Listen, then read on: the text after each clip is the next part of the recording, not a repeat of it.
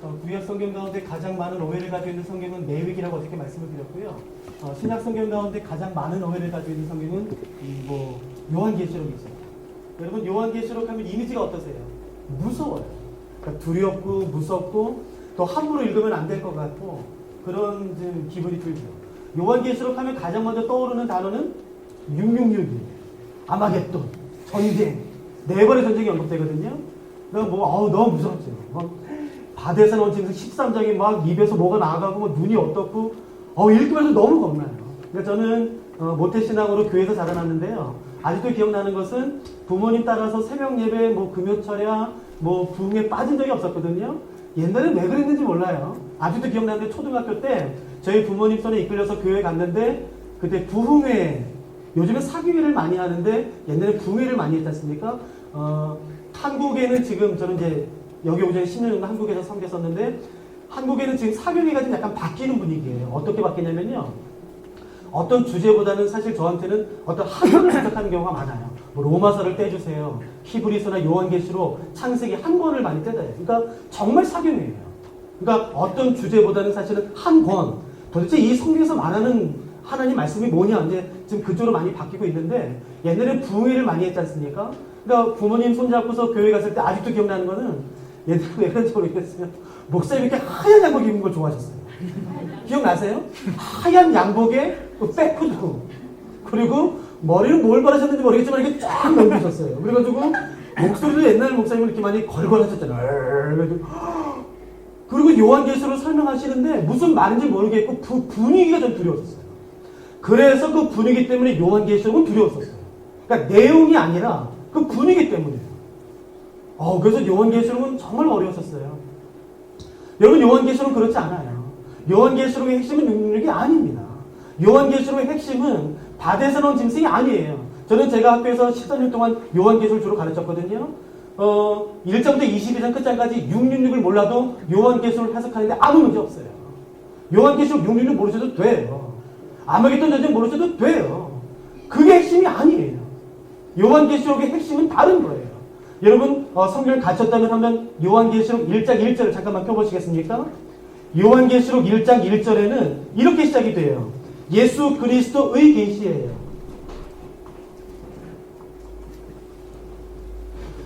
예수 그리스도의 계시라라고 요한계시록이 시작되죠. 저랑 같이 헬라어 문법 잠깐만 해보실까요? 저희가 오전에는 히브리어 했었는데 잠깐 헬라어 보세요. 의예요. 소유격이죠. 여러분 헬라어 문법에는 소유격에는 두 가지가 있어요. 주격 소유격이 있고 목적격 소유격이 있어요. 이게 무슨 말인가? 이 오브 예수 그리스도를 주어로 해석할 수가 있고 목적으로도 해석할 수가 있어요. 그러니까 주격으로 해석한다면 이것 예수 그리스도의 계시는 예수 그리스도께서 주신 계시가 되는 것이에요. 목적격으로 해석한다면 예수 그리스도에 대한 계시가 되는 것이에요. 그러면 이 문장은 주격일까요? 목적격일까요? 몰라요. 애매한 문장이에요. 그래서 사실은 이 예수 그리스도의 계시라라는 말씀은 두 가지로 해석이 다 가능합니다. 즉 예수 그리스도께서 주신 예수 그리스도에 대한 계시예요. 여러분 요한계시록은 666을 말하려고 하는 성경이 아닌 것이에요. 사단에 대해서 말하려고 하는 것이 아닌 것이에요. 요한계시록 1장부터 22장 끝장까지 예수님이 누군가 도대체 예수님은 어떤 분이신가 예수님은 어떤 능력을 가지셨으며 어떤 위격을 가지신 분이신가를 설명하는 성경이에요. 그렇기 때문에 요한계시록을 1장부터 22장 끝장까지 공부하는 동안에 우리가 절대로 놓치지 말아야 되는 관심은 오직 예수 그리스도예요. 그런데도 불구하고 우리의 관심은 예수 그리스도가 아니라 자꾸 666이 이게 과학거든요 아니냐라는 거죠. 아니에요. 여러분 그렇게 현혹되지 마세요. 그러니까 요한계시록을 해석하는 동안에 가장 중요한 것은 예수님이 누구냐는 것이에요. 그것만 아시면 되죠. 여러분 계시를 할 때 사실은 한글로 번역될 때 아쉬움은 성수격이 좀 애매하게 번역된 것이 많지요. 이게 단수인가 복수인가 이 주어가 남성인가 여성인가 사실은 헬러나 히브리어나 영어 성경을 보시면 그 성수격이 참 명확하죠. 여러분 예수 그리스도의 계시랄 때 이 계시는 여러분 복수가 아니에요. 단수예요. 그렇기 때문에 요한계시록은 이 계시 저 계시를 말하려고 하는 성경이 아니라 오직 한 계시예요. 누구에 대한이요? 예수 그리스도. 여러분 우리가 사복음서가 있죠. 마태, 마가, 누가, 요한. 이 사복음서에도 예수님이 누군지 설명하고 있는데 또 다른 예수님에 대한 설명하는 성경이 필요한가? 필요하죠. 마태, 마가, 누가, 요한은 처음 오신 예수 그리스도, 초림의 예수 그리스도를 설명하죠. 초림의 예수 그리스도는 고난받는 종으로 오셨어요. 완전한 사람으로 오셨어요. 그분은 완벽한 하나님이시지만 완벽한 사람으로 오셨어요. 고난받는 종으로 오셨어요. 여러분, 구원자로 오셨어요. 어린 양으로 오셨어요. 그러나 요한계시록에 의하면 다시 오실 예수 그리스도를 설명하는데, 이 사복음서는 초림의 예수 그리스도를 설명하지만 다시 오실 예수 그리스도는 그다지 설명하지 않아요. 살짝 언급하고 지나가요. 그래서 다시 오실 예수 그리스도는 어떤 모습인가, 어떻게 오실 것인가, 그분은 누군가를 자세히 설명하지 않죠. 요한계시록은 66권 가운데 다시 오실 재림하실 예수 그리스도를 정확히 설명하고 있는 유일한 성경입니다. 요한계시록에 의하면 예수 그리스도는 더 이상 사람으로 오지 않으세요. 이제 완벽한 하나님으로 오세요. 여러분, 어린 양으로 오지 않으세요. 유다의 사자로 오세요. 여러분, 고난받는 종으로 오지 않으세요. 왕의 왕으로 오세요. 주의 주로 오세요. 여러분, 더 이상 구원자로 오지 않으세요. 심판의 주로 오세요. 그 예수 그리스도가 어떤 분이시며 어떤 모습으로 다시 오실 것을 설명하고 있는 유일한 성경이 요한계시록입니다. 그래서 요한계시록을 제대로 공부한 사람은 요한계시록을 별명을 이렇게 붙여요. 제5의 복음서입니다. 그러니까 요한계시록은 정말 놀라운 성경이에요. 그래서 오늘 저희가 요한계시록을 제가 잠깐 이 앞부분만 한번 잠깐 살펴보고 싶습니다. 요한계시록을 해석하기 전에 요한계시록이 어떤 배경 가운데 기록되어 있는가, 어떤 상황 가운데 기록되어 있는가를 먼저 살펴보고 이해하는 것은 이 성경을 해석하는데 굉장히 중요합니다. 그래서 제가 요한계시록이 어떤 배경 가운데 기록되어 있는지를 제가 잠깐 설명드리고 그 다음에 저희가 이제 본문 들어가도록 한번 하죠. 요한계시록은 로마의 황제를 저희가 좀 기억할 필요가 있는데, 그 로마의 수많은 황제 가운데 한 사람은 도미티안이라는 황제예요. 도미티아누스라는 황제인데, 여러분 혹시 도미티안 황제 잘 아시나요? AD죠. AD 81년에 집권해서 96년까지 통치했던 로마의 아주 유명한 황제입니다. 여러분, 이 도미티안 이전에도 미친 황제들이 많았어요. 여러분 혹시 그 시오노 나나미의 로마인 이야기 보시죠? 저희 학교에서는 필독서예요. 학생들이 반드시 읽어야 되는 책 중에 필독서 중에 하나인데, 여러분 시오노 나나미의 로마인 이야기는 조심해서 보셔야 돼요. 너무 좋아요. 문화, 경제, 정치, 도로, 로마법 이런 거는 정말 탁월합니다. 그러나 여러분 어떤 역사서도 객관적인 역사 기술이 있을 수가 없어요. 반드시 사관, 역사적 관점에 들어갈 수밖에 없는데, 시오노 나나미는 굉장히 기독교에 대해서 반기독교적 색채가 강해요. 그래서 여러분 로마의 역사는 우리가 알고 있듯이 기독교가 떨어져서 생각할 수가 없지 않습니까? 그런데도 불구하고 시오노 나나미는 로마의 역사를 기술할 때 있어서 반기독교적인 관점에서 로마를 기술했어요. 그래서 일부러 거짓말을 하진 않았지만 반드시 넣어야 되는 어떤 역사적 사건을 뺐어요. 그러니까 시오노 나나미의 로마인 이야기는 너무 좋지만 좀 조심해서 읽으셔야 될 필요가 있죠. 그래서 제 학교에서는 그걸 어떻게 읽어야 되는지 방법도 가르쳐 드리죠. 또 하나 여유가 되신다면 시오노 나나미의 로마인 이야기뿐만 아니라 슈에토니우스라는 사람이 있어요. 여러분 슈에토니우스는 이 도미티안이 살았던 당시, 즉 1세기 당시에 황제가 살았던 황제궁 안에서 직접 그 사건들을 목격하면서 역사를 기록했던 굉장히 유명한 로마의 역사학자예요. 슈에토니우스. 그 슈에토니우스가 쓴 책이 몇 년 전에 한국어로 번역이 됐습니다. 12 Caesars, 12명의 카이사르라는 책으로 번역이 됐어요. 근데 아쉽게도 제가 출판사 연락을 해봤더니 작년에 절판됐습니다. 이게 더 이상 안 나와요. 찾는 사람이 없대요. 이게 재미없어요. 그래서 뭐 이렇게 찾는 사람이 없어서 절판이 됐는데, 감사하게도 영어판이 계속 나옵니다. 그러니까 여러분 그게 쉬워요. 그러니까 그냥 소설처럼 쭉쭉쭉 읽을 수 있어요. 근데 그 책이 사실은 직접 이 도미티안이나 갈리굴라나 글라우디오처럼 그 1세기 황제와 함께 살면서 직접 사건을 목격하면서 역사를 적었던 사람이기 때문에 그 슈에토니우스의 책을 읽어보신 것이 좀 더 객관적일 수가 있습니다. 그래서 그 두 가지를 다 보시면 좋죠. 저는 시오노 나나미의 이야기뿐만 아니라 사실은 로마 역사학자 슈에토니우스의 근거에서 책을 설명드릴게요. 그 책에는 나오지만 이 얘기는 시오노 나나미의 로마의 이야기는 안 나오기 때문에 그렇습니다. 아무튼 도미티안 이전에도 미친 황제들이 많았어요. 우리가 알고 있는 갈리굴라, 그리고 뭐 글라우디우스, 혹은 바로 전, 뭐 바로 전은 아니지만 바로 전이었던 네로. 미친놈 많았죠. 이게 사람인가 싶을 정도예요. 그래도 미친 거로 따지면 도미티안이 갑입니다. 이 갑이에요. 왜요? 여러분 그 이전에 살았던 갈리굴라, 글라우디오, 옥타비아누스는 이제 사실은 아우구스투스로 이름이 바뀌긴 했지만 네로 이 모든 로마의 황제들은 죽은 다음에 신으로 승격이 돼요. 그래서 곳곳에 가면은 로마 도시에 이 황제 신전들이 많았고 황제의 그 신격화된 동상들이 곳곳마다 많았지요. 그래도 다 죽은 다음에 신이 됐어요. 그러나 도미티안은 자기가 살아 생전에 즉 약 AD 90년부터 93년에 실제 있었던 일인데 90년, 93년에 도미티안은 자기가 살아있는 상태에서 자기 자신을 신으로 선포합니다. 여러분 도미티안이 90년 요 경에 로마의 원로원들이랑 로마 시민들을 모아놓고 이렇게 말을 해요. 죄송해요. 제가 사실은 여러분에게 거짓말했어요. 무슨 거짓말했나? 제가 사실은 사람이 아니에요. 신이에요. 이런 미친놈이 어디 있어요? 여러분 그런데 너무나 아이러니한 거는 로마 시민들과 원로원들이 화를 해요. 왜요? 여러분 어차피 도미티안도 죽으면 신이 될 사람이에요. 그런데 얼마나 홍보하기 좋냐면은 이제 도미티안이 자기 자신을 스스로 신격화시켰기 때문에 이제 로마는 사람이 다스리는 나라가 아니에요. 누가 다스리는 나라인가요? 신이 다스리는 나라예요. 세계 최고 나라입니다.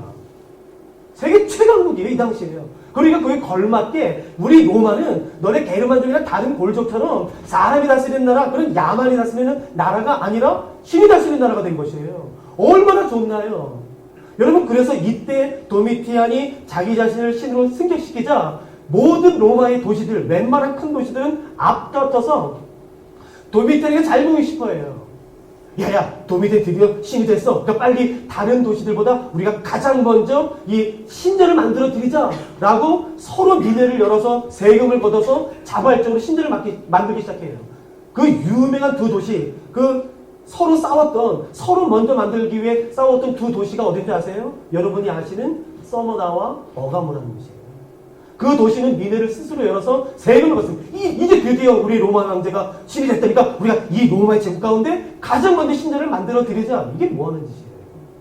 여러분 앞다퉈서 여러분 신전을 만들어 드리려고 해요. 더군다나 가관인 것은 도미티안이 90년에서 93년을 기준으로 이제 더 이상 황제의 칭호를 쓰지 못하게 합니다. 왜요? 황제는 누구에게 쓰는 칭호인가요? 사람이에요. 그렇기 때문에 이 90년도 93년경 약 91, 2년경에 도미티안이 자기에게는 황제라는 칭호를 쓰지 못하게 하고 다른 칭호를 쓰게 합니다. 그게 바로 이것이에요. 우리 주, 우리 하나님이라는 칭호입니다. 이제부터 도미티안을 아련하려면 도미티안 황제시여 그러면 죽어요. 왜요? 황제는 사람에게 쓰는 거니까요. 이제 도미티안을 아련하려면 도미티안에게 상소하려면 만나서 이야기하려면 이렇게 말해야 돼요. 우리 주 우리 하나님 도미티안이시오. 여러분 근데 모든 로마 황제 로마 사람들 원로원들이 다 도미티안에 그렇게 말을 해요. 그러나 오직 한 그룹만 이 도미티안 숭배를 반대합니다. 누구겠습니까? 여러분 기독교인이에요. 야, 네가 무슨 신이냐? 너나 나나 똑같은 사람이지. 네가 무슨 우리 주고 우리 하나님이야. 너는 신이 아니야. 여러분 근데 도미티안이 사실은 이것을 벼르고 있었어요. 왜냐하면은 역사적 사료에 의하면 81년도부터 96년까지 도미티안을 집권했는데 81년도에 처음 집권했을 때 사실 도미티안은 힘이 없었죠. 로마를 완전히 장악하지 못했어요.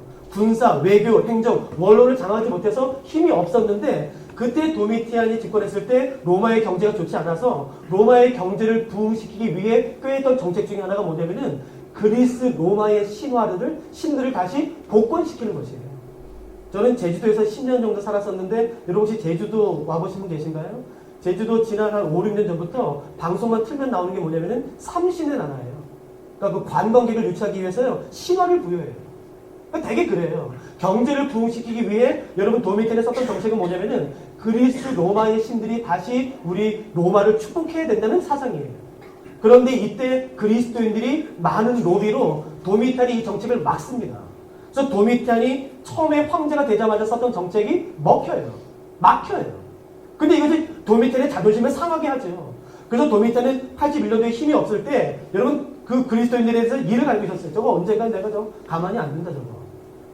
나를 물먹여? 하여튼 내가 힘만 생겨봐. 여러분 사실 문헌에 의하면 도미티안은 81년부터 기독교인들을 이를 알고 있었어요. 그런데 드디어 약 10년 정도 지났을 때 원로원과 외교와 행정과 모든 것들을 장악하고 있었을 때 드디어 도미티안의 미친 본색이 드러나요. 그래서 자기 자신을 신으로 승격시킬 뿐만 아니라 그리스 로마의 그 신들을 다시 복권시킵니다. 그 그리스 로마의 신들이 우리 로마를 축복해야 된다는 것이에요. 그런데 여러분 그리스도인들이 반대하자 도미티안이 말했던 것은 뭐냐면은 이 그리스도인들 때문에 우리한테 가뭄이 있다는 거예요. 이 그리스도인들 때문에 로마가 붕대지 못한다는 것이에요. 그러니까 이 그리스도인들을 잡아서 로마와 그리스의 신들 앞에서 이들에게 합당한 벌을 내려야지만 우리 로마가 다시 부흥한다는 것이에요. 논리 맞지요? 논리가 맞지 않아요? 여러분 정말로 로마 사람들이 정말 거기에 미쳐요. 그래서 합법적으로 도미티안이 그리스도인들을 잡아서 죽일 수 있는 권한을 줍니다.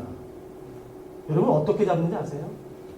잡아오니까 여러분 이게 약 90년에서 93년경에 있었던 이야기거든요. 이 이전에 약 한 25년 정도 전에 64년 7월 18일에서 19일 넘어가는 깊은 새벽에 있었던 로마의 대화제 혹시 기억하세요? 네로입니다.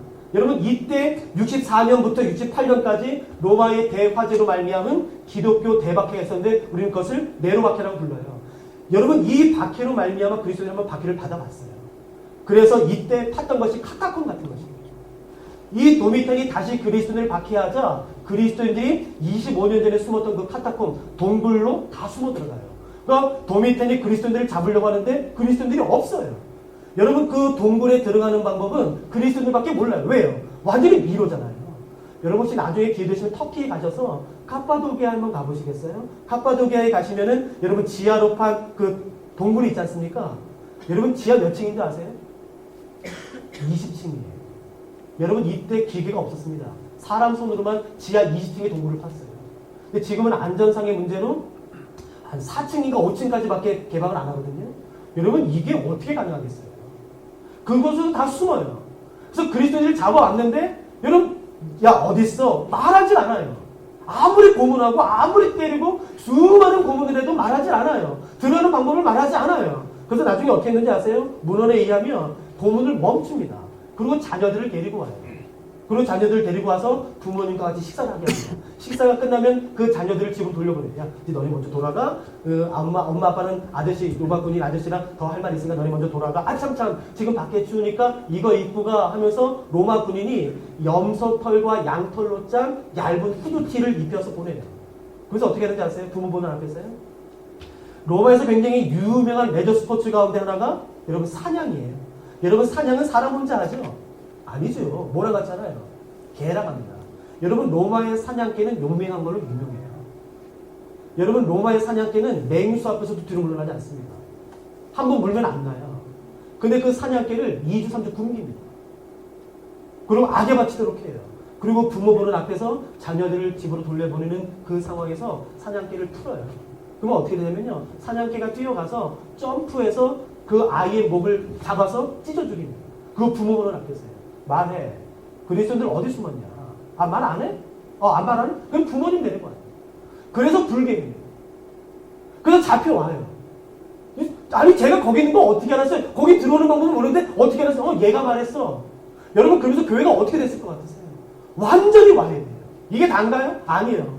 여러분, 잡아온 그리스도인들에게 고문과 매를 가하는 것은 뭐 말 필요도 없이 여러분, 그 경기장으로 데려가요.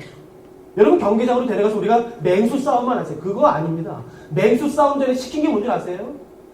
그리스도인들을 완전히 발가벗겨요. 완전히. 신호락이 걸치지 않게 완전히 발가벗기고 시키는 게 뭐냐면은 너네들 때문에 그리스 로마의 신들이 화가 났으니까 니네들이 달래야 돼. 그런 의미로 완전히 발가벗긴 상태에서 그리스 로마의 신화를 연극하게 합니다. 수만 명의 로마 시민들 앞에서요. 여러분 혹시 그리스 로마 신화 읽어보셨죠? 여러분 반 이상이 성적인 내용이에요. 내용이 더러워요. 뭐 고모, 이모, 여러분 계모, 여러분 내용이 더러워요. 그런 더러운 내용을 그리스도인들로 하여금 완전히 발가벗긴 상태에서 하게 해요. 여러분 어저께까지 나와 내 옆에서 예배드렸던 그 권사님 장로님과 그런 짓을 해야 돼요. 여러분 그 수치를 생각하실 수 있으시겠어요? 죽는 게 나아요. 그 수치요. 그 감정은 이런 말을 표현할 수가 없다고요. 그 연기 끝날 때 맹수를 푼다고요. 여러분 그게 다인가요? 아니에요. 그리스 로마의 신이 너네 때문에 화가 나서 우리 로마를 축복하지 않으니까 니네가 희생제물이 돼야 돼. 그리스 로마의 신들이 우리 로마에 오도록 니네가 해야 돼. 라는 의미로 여러분 잡혀온 그리스도인들을 주창으로 찌릅니다. 그래서 묶어놔요. 로마로 들어오는 초입길에 그 그리스도인들을 산채로 장대에 묶어놓습니다. 하루 종일 초를 발라놓은 상태로. 그래서 어떻게 하나요? 오후 5시, 6시쯤 해가 뉘엿뉘엿 넘어갈 때 로마 군인들이 횃불을 들고 와요. 그래서 로마로 들어오는 초입길에 그 이열로 세워놓은 그리스도인들을 불을 지핍니다. 그래서 이렇게 말해요. 그리스 로마의 신들이요. 이제 당신들을 반대했던 그리스도인들이 이렇게 죽습니다. 이 불을 비싸마 우리 로마를 입장하십시오. 그래서 우리 로마를 축복해 주십시오. 얼마나 말이 돼요. 여러분 이게요. 상상을 초월합니다. 제가 사실은 동영상을 가져왔어요. 근데 이게요. 굉장히 잔인해요. 그래서 제가 보여드릴까 하다 그냥 제가 설명드릴게요. 여러분 상상을 초월하는 잔인함이 있었어요. 그 고문이 있었어요. 그래서 문헌에 의하면 이 도미티안 박해가 전무후무한 기독교 박해로 기록될 뿐만 아니라 이때 정말 수많은 사람이 배교합니다. 내 미쳤냐 예수 때문에 죽게. 야 예수가 뭔데 내가 그 예수 때문에 죽어. 그 촌놈 아니야 그 목수 같은 자식. 그 갈릴리 그 내 미쳤냐 그 자식 때문에 내가 내 자녀랑 내 재산 날리게? 나 그 자식 몰라. 그러면 살아요. 한마디만 하면 살아요. 정말 수많은 사람이 배교를 해요. 근데 정말 수많은 사람이 또 그대로 난 예수님 모른 척 못해. 난 부인 못해. 여러분 아세요? 실제로 도미티안이 자기 자신을 신호 승격시키면서 우리 주 우리 하나님이라는 칭호를 사용했을 뿐만 아니라 이런 말을 합니다. 이 말을 했던 로마의 황제는 역사상 딱 2명이에요. 1세기는 도미티안이 유일하고 도미티안 이후에 한 황제가 이 말 한 번 더 합니다. 그 유명한 말은 이 말이 딱 2 황제가 해요. 내 살아생전에 내 제국 로마에서 그리스도인과 교회 씨를 말려버리겠다. 라고 선언했던 황제는 역사상 2명입니다. 첫 번째가 도미티안이에요. 여러분 이 90년부터 93년은 도미티안의 그 장악력이 절정이 났을 때예요. 그 말이 곧 법이에요. 야 죽여! 그러면 죽는 것이에요. 여러분 더 많은 그리스도인들을 잡아올수록 로마 군인들은 승진할 수 있어요. 여러분 앞다퉈서 잡혀요. 수많은 교회가 완전히 와해되고 깨집니다. 여러분 수백 개의 교회가 이제 수십 개 몇 개밖에 남지 않아요. 수천 명 모였던 교인들이 수백 명 수십 명 이제 몇 명 남지 않아요. 다 배교예요. 다 순교예요. 여러분 실제로 한번 생각해 보시겠어요? 혹시 여러분 가운데 여러분만 교회에 나오시는 분 계신가 모르겠어요. 부모님은 교회 안 다니시고 여러분만 교회 다니시는 분 계시죠. 여러분 이때 그런 사람이 없었겠어요? 한번 생각해 보세요. 도미티안 박해가 일어나기 전에는요. 내가 교회 다니는지 다 알아요. 주변 사람들이. 근데 그리스도인을 잡기로 결정했어요. 내가 교회 다니는 거 다 알아요. 마을 사람들이. 근데 나만 다녀요. 부모님은 안 다녀요. 근데 그 로마 군인들이 드디어 옆 동네까지 들이닥친 소식이 들려요. 그래서 여러분이 부모님이라면 뭐라고 하시겠어요? 여러분은 교회 안 다녀요. 내 자녀가 교회 다녀요. 근데 내 자녀가 잡히려면 어떻게 되는지 난 다 알아요. 이미 봐왔으니까요. 여러분 이 박해가 5, 6년 됩니다. 어떻게 권면하시겠어요? 저 같으면 이러겠어요. 야야 한 번만 모른 척해라.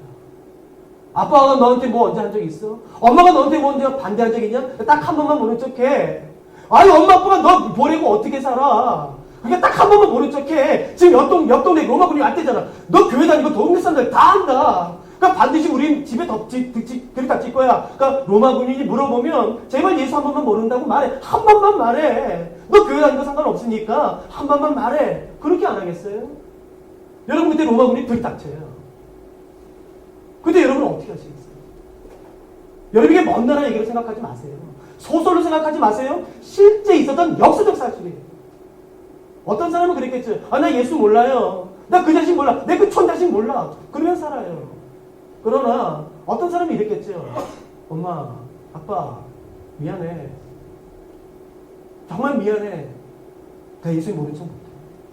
그래서 끌려갔겠지. 여러분 수많은 일들이 있었어요. 여러분 더군다나 아무리 어려운 상황이라 할지라도 교인들이 뚝뚝 떨어지고 배교하고 어려운 상황이라 할지라도 리더가 있으면 견딜 수 있어요. 리더가 여러분 우리 이때 합시다. 우리 이렇게 기도합시다. 견뎌냅시다. 그렇게 말씀으로 양육하면 그를 견딜 수가 있어요. 근데 웬걸요? 그 당시 교회의 최고 지도자 중에 한 명이었던 사도 요한이 잡혀서 반모라는 섬에 유배당해요. 우리에게 어떻게 말씀을 가르쳐줄 사람이 없어요. 이때는 어떻게 기도해야 되는지, 이때는 어떻게 말씀으로 양육받아야 되는지, 어떻게 견뎌내고 어떻게 믿음을 지켜야 되는지 가르쳐주는 사람이 없어요. 왜요? 사도 요한도 잡혔어요. 총체적인 난국이에요. 도미테는 죽이려고 하죠. 로마 군인들은 지금 눈이 시뻘겋게 그리스도를 찾아 헤매지요. 잡히면 처참하게 죽지요. 리더도 잡혀갔죠. 반모라는 섬에. 여러분, 그때 예수 그리스도께서 그의 교회, 몸된 교회와 그리스도인이 찾아오세요. 그리고서 주시는 말씀이 요한계시록이에요. 그러니까 요한계시록은 가뜩이나 두려움 가운데, 믿음의 갈등 가운데 있었던 그의 백성 그리스도인들에게 더 두렵게 하기 위해서 기록된 책이겠죠. 가뜩이나 두려운데 용. 그럴 리가 없잖아요. 근데 왜 자꾸 그렇게 해석하는지 모르겠어요. 여러분 조심하세요. 이단들이 가장 장난을 잘 치는 성경 중에 하나가 요한계시록이잖아요. 속지 마세요. 요한계시록은 그런 성경이 아닌 거지. 지금 믿음의 갈등 가운데 있어요. 신앙의 갈등 가운데 있어요. 여러분 정말 신앙의 갈등 가운데 힘든 게 뭔지 아세요? 고난이 아니에요. 믿음 조금 있으면 고난 견뎌냅니다. 정말 힘든 게 뭔지 아세요? 하나님의 침묵이라는 거지. 여러분 신앙 있는 사람 다 알아요. 아무리 기도해도 하나님 응답하지. 내가 뭔가 죄 때문에 그런 거 하면 이해가 되죠. 근데 죄가 아니라니까요. 그냥 내가 이 자식 앞에 무릎 꿇기 싫은 거예요. 네가 무슨 하나님이냐. 내 주 예수가 하나님이시지. 내가 이것 때문에 고난당하는 게 맞아요? 사람한테 얼마나 기도했겠어요. 하나님 이게 맞습니까? 내가 죄 때문에 당하는 고난이면 내가 달갑게 받겠는데 이건 죄가 아니잖아요. 하나님 도와주세요. 내가 세상 끝날까지 너와 함께 있다고 말씀하셨잖아요. 근데 여러분 아세요? 하나님 이때 침묵해요. 그러니까 그 침묵이라는 상황은 견디기 힘들어요. 근데 이때 드디어 예수님이 찾아오세요. 그의 백성에게. 그래서 말씀하기 시작하세요. 우리가 한번 잠깐 보실까요? 여러분 제가 사실은 이 학교에서 가르칠 때는요. 요 역사적 배경만 3시간만 하거든요. 근데 제가 좀 압축했는데 혹시 이해가 될지 모르겠습니다. 그러니까 이런 상황 가운데 요한계시록 됐어요. 한번 꼭 기억해 주시죠. 그러니까 이 역사적 상황을 기억하신 다음에 이제 본문을 풀 때 그 한 단어 한 단어를 이 역사적 배경 가운데 해석하시면 좀 도움이 되지 않을까 싶습니다. 여러분 찾아오시자마자 예수님께서 요한계시록 1장 4절부터 8절에서 예수님이 누군지 설명하세요. 한번 잠깐 보시죠.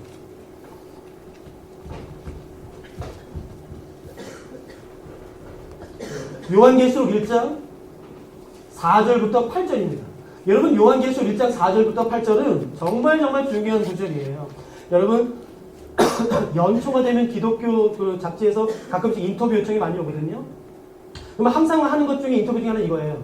성경에 당신은 성경을 가르치고 연구하는 사람으로서 창세기부터 요한계시록에 수많은 성경 구절이 있는데 뭐 가장 좋아하는 성경 구절이 뭐냐? 그리고 또 하나는 뭐냐면은 가장 중요한 성경 구절을 꼽아라. 그러면은 어떤 구절을 선택하시겠느냐? 라는 질문을 받아요.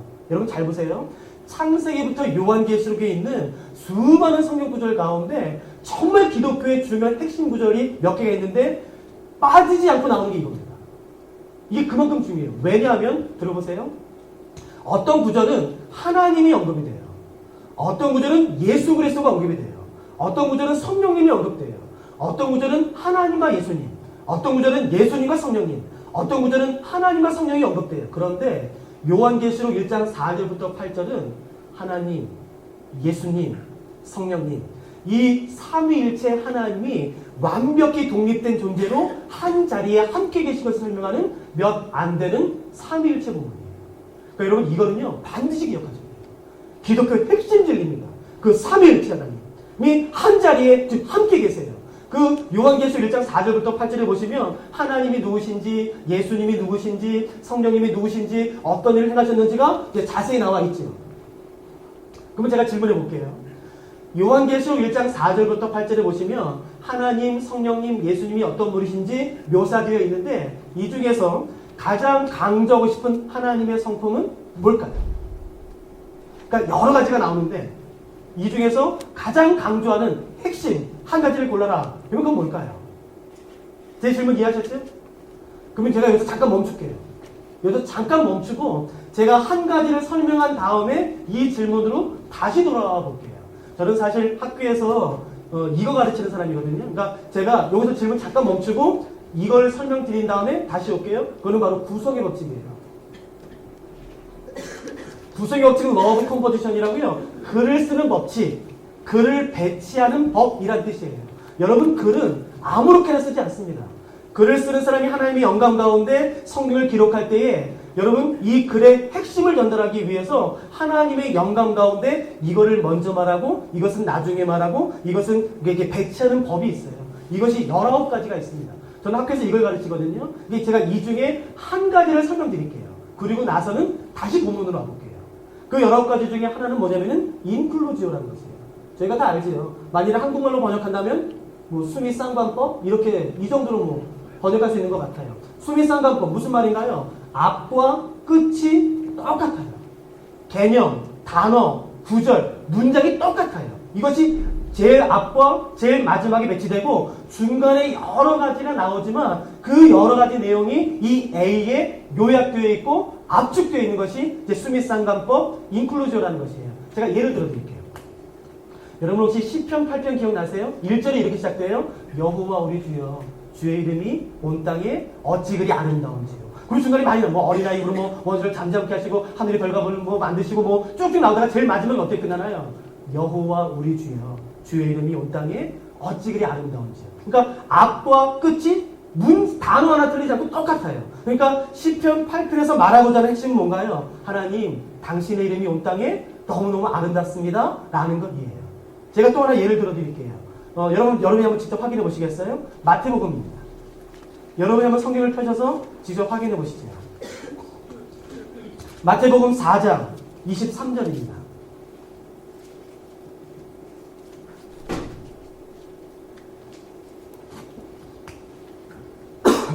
마태복음 4장 23절을 제가 읽어드릴 테니까 한번 자세히 한번 눈여겨보시겠어요? 제가 읽어봐 드릴게요. 마태복음 4장 23절. 예수께서 온 갈릴리에 두루 다니사 그들의 회당에서 가르치시며 천국 복음을 전파하시며 백성 중에 모든 병과 모든 약한 것을 고치시니.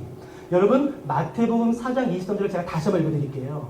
이 구절은 무엇을 설명하고 있냐면요. 예수 그리스도께서 이 땅에 오셔서 사셨던 그 3년의 공생의 기간 동안에 3가지 주요 사역을 하셨는데 그 3가지 주요 사역이 무엇인가 하는 것이에요. 다시요. 예수 그리스도께서 이 땅에 오셔서 공생애를 사셨는데 그 공생의 기간 동안에 가장 중요한 메이저 사역 3가지.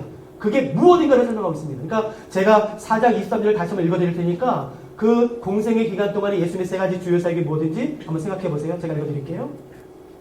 예수께서 온 갈릴리에 두루 다니사 그들의 회당에서 가르치시며 천국 복음을 전파하시며 백성 중에 모든 병과 모든 약한 것을 고치시니. 자, 3가지는 뭔가요? 예, 가르치시고 전파하시고 고치시고. 이해되시겠죠? 그러면은 마태복음 9장 35절을 한 번만 더 잠깐 보실까요?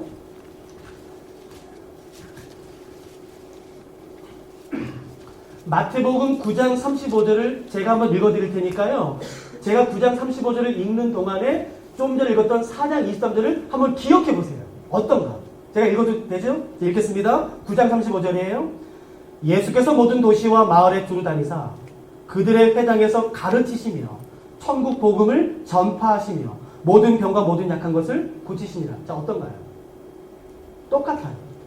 가르치시고 전파하시고 고치시고요. 그러니까 이 중간에 나오는 5장, 마태복음 5장, 6장, 7장, 8장, 9장 이 마태복음 5, 6, 7, 8, 9장을 자 읽지 않아도 요약할 수 있겠죠. 아, 마태복음 5장, 6장, 7장, 8장, 9장에는 이것이 언급될 거야. 뭐가 언급될까요?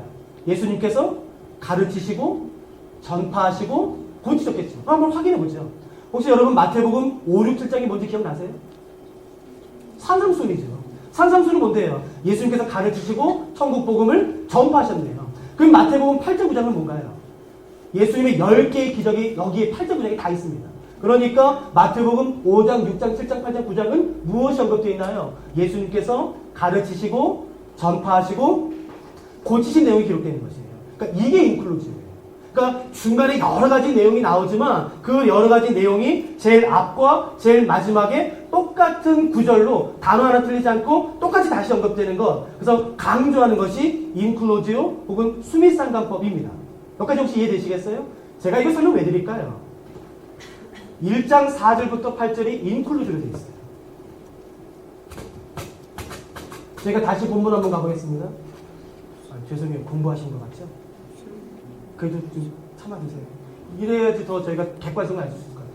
여러분, 요한계시록 1장 4절부터 8절에 다시 말씀드리면 삼위일체 하나님이 누구신지 어떤 일을 하셨는지가 자세히 나와 있어요. 근데 여기서 수많은 성품 가운데 가장 강조하고 싶은 건 뭐냐면요, 4절과 8절에 똑같은 말이 두 번 나옵니다.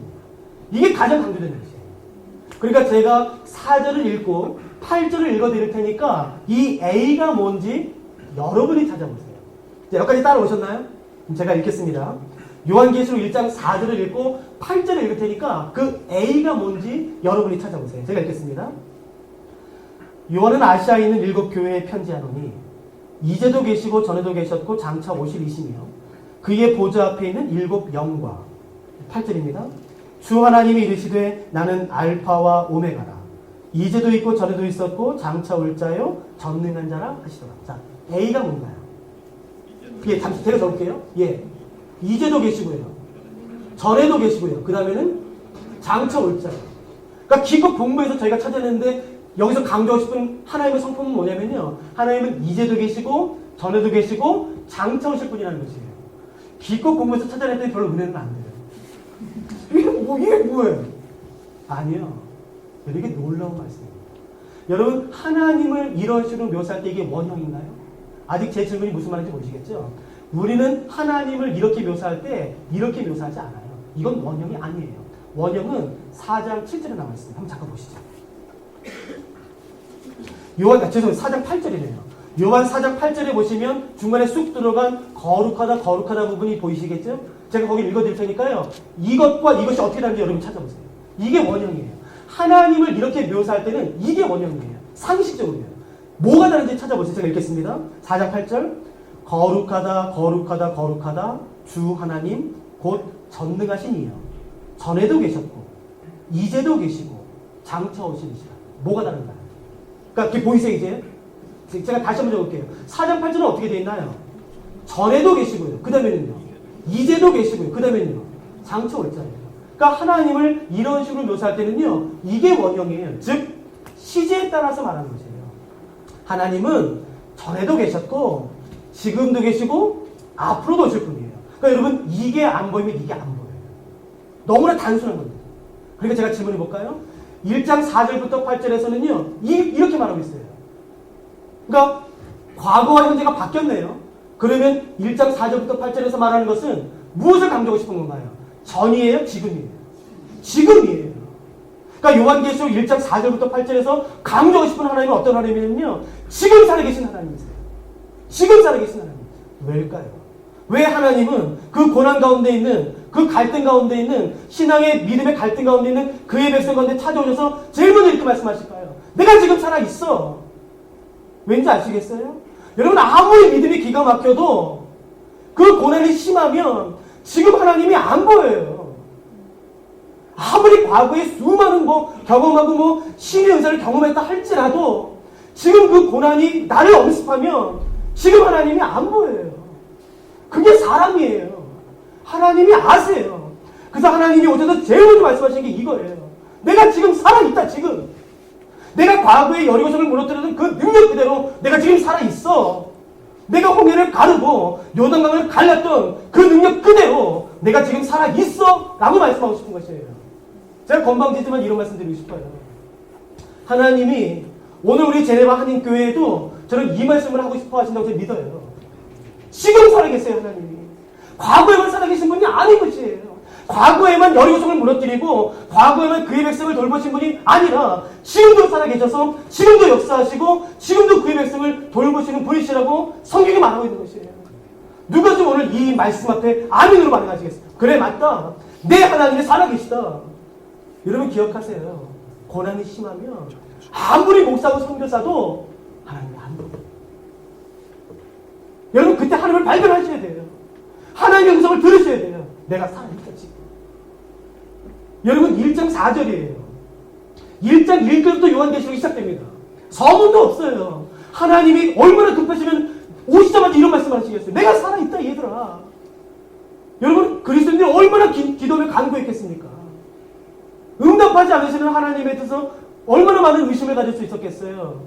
계시나? 살아계시나? 옛날에 좋은 시절에 내가 11조 많이 하고 헌금 많이 하고 그렇게 뭐 교회 열심히 봉사할 때는 그렇게 은혜 주더만 내가 요즘 뭐 돈도 없고 그러더니 살아계시나? 도와주시나? 아무리 기도해도 응답도 없네.